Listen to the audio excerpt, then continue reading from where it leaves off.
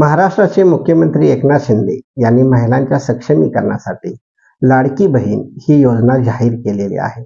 21 ते 65 या वयोगटातील महिलांना या योजनेच्या माध्यमातून दर महिन्याला 1500 रुपये मिळणार आहेत.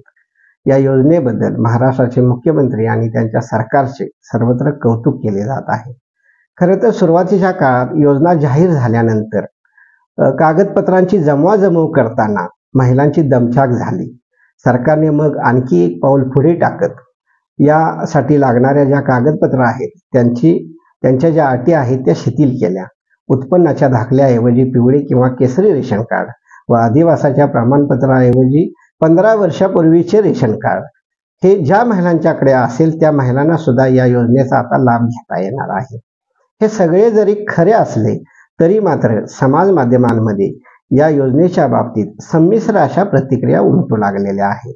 त्या नेमक्या काय आहेत हे आता आपण जाणून घेणार आहोत. खरं तर निवडणुका अगदीच तोंडावर आलेल्या आहेत आणि त्याआधी सरकारने लाडकी बहीण ही महत्त्वाकांक्षी योजना जाहीर केलेली आहे.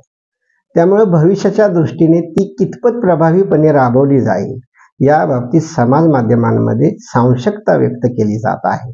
जो डेटा मिळवायला सरकारला कित्येक दिवस लागले असते तो डेटा या योजनेच्या माध्यमातून अगदी काही दिवसांमध्येच सरकारकडे उपलब्ध होणार आहे. दुसऱ्या बाजूला सध्याच्या घडीला महाराष्ट्राची लोकसंख्या ही 13 कोटीच्या आसपास पकडली आणि त्यातल्या जरी 3 कोटी महिला या योजनेसाठी पात्र ठरल्या तरी तेवढ्या महिलांना दर महिन्याला 1500 रुपये देणे प्रत्यक्षात शक्य होईल काय अशा स्वरूपाच्या प्रतिक्रिया सुद्धा समाज माध्यमांमध्ये उमटू लागलेल्या आहेत. महिलांसाठी जशी लाडकी बहीण ही योजना राबविण्यात येत आहे त्याच धर्तीवर महाराष्ट्रातल्या तमाम पुरुषांसाठी लाडका भाऊ किंवा लाडके दाजी अशा स्वरूपाची एखादी योजना राबविता येणे शक्य आहे काय याचा सुद्धा सरकारने सहानुभूतीपूर्वक विचार करावा. अशा पद्धतीच्या देखील प्रतिक्रिया ज्या आहेत त्या सोशल मीडियामध्ये व्यक्त केल्या जात आहेत. त्याचबरोबर महाराष्ट्रातल्या एका सर्वसामान्य कुटुंबातल्या बहिणीने महाराष्ट्राच्या मुख्यमंत्र्यांना लिहिलेले पत्र हे देखील सोशल मीडियामध्ये मोठ्या प्रमाणात व्हायरल होत आहे.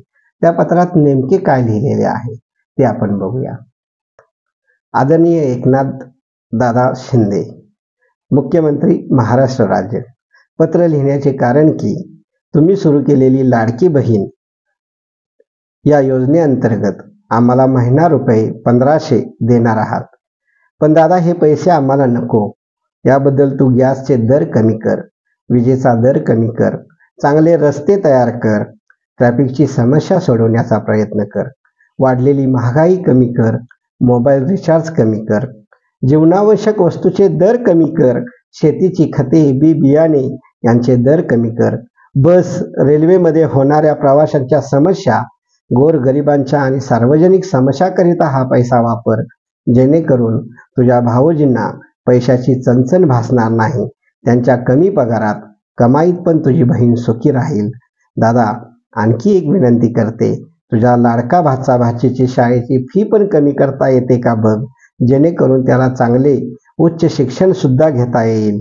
दादा आम्हाला 1500 रुपये खरंच नको देऊ, पण आमच्या संसारात ज्या आवश्यक गोष्टी आहेत त्या जरूर दे किंवा त्याचे दर कमी कर, म्हणजे झाले.